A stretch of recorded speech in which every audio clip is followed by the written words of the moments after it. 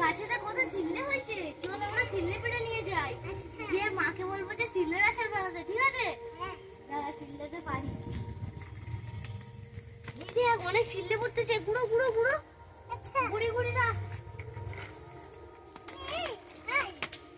গুঁড়ো গুঁড়ো গুঁড়ো।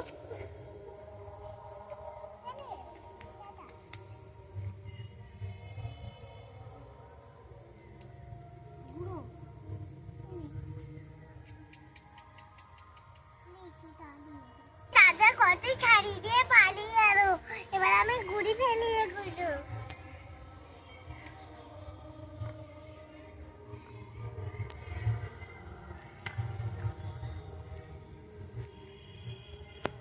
আমার সিলেগুলো না হয়ে গেছে, এবার দাদা ওইদিকে লিচু লিচু পাড়তে গেছে, আমি একটু লিচু পাড়তে যাই।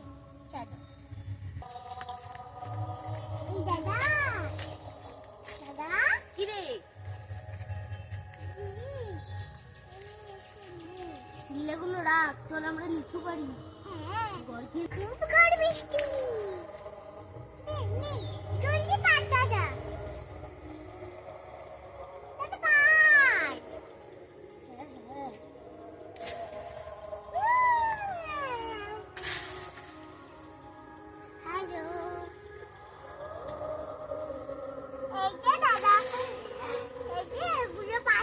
আমি খাবো দিয়ে যাব।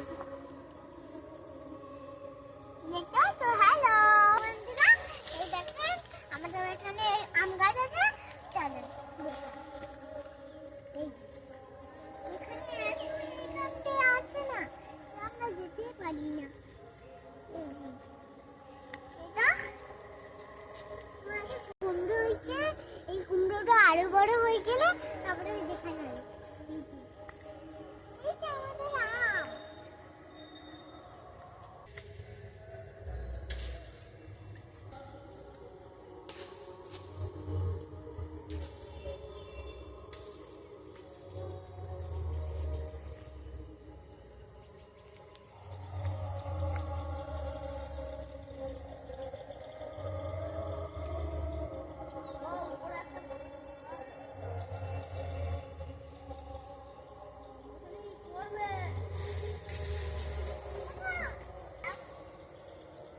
বন্ধুরা এই দেখেন দাদা দাদা সব পেড়ে ফেলছে লিচু, এগুলোকে আবার রান্নাঘরে নিয়ে যেতে হবে।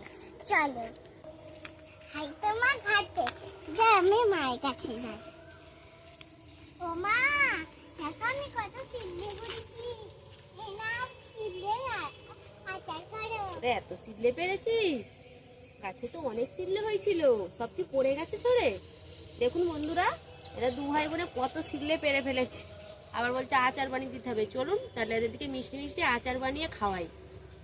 সিল্লেগুলোকে ভালো করে ধুয়ে নিয়েছি, তো এবার একটু লবণ নিয়েছি, তো এর সঙ্গে মাখিয়ে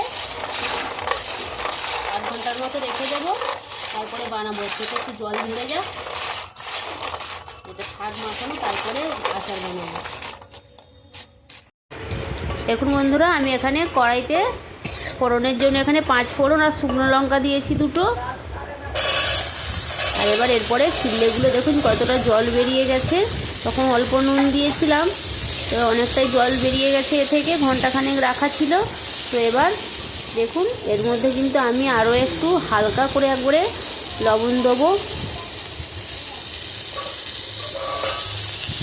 এটা আপনারা নাও দিতে পারেন, তো আমি একবারে টক তো সিল্লে, তার জন্য আমি একটু অল্প দিয়েছি লবণ। তো এবার এর মধ্যে দিয়ে দেবো আখের গুড়। তো সিল্লেটা এই সময়েই বেশি পাওয়া যায়, আর কিন্তু সিল্লে প্রচুর হয় গাছে, তো সেই জন্য এরা পেরে নিয়ে এসছে 2 ভাই বোনে। তো আমি এটা দিকে আচার বানিয়ে দিই, ওরাও খুব খুশি হবে।